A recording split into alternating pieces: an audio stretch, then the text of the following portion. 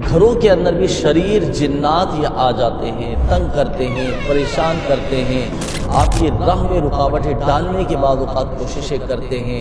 اور یاد رکھیے گا جنات یہ چیزیں بھی چرا کر لے جاتے ہیں، اٹھا کر لے جاتے ہیں، جنات اغوا کر کے بھی لے جاتے ہیں۔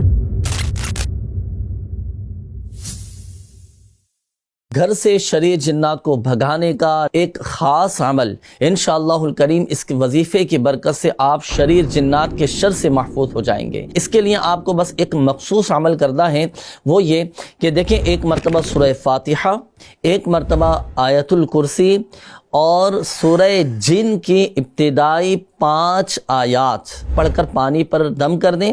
اب یہ جو دم کیا ہوا پانی ہے نا، آپ اپنے مکان کے اطراف و جوانب میں، یعنی گھر کے چاروں کونوں میں، ہر دیوار پر چھڑک دیں۔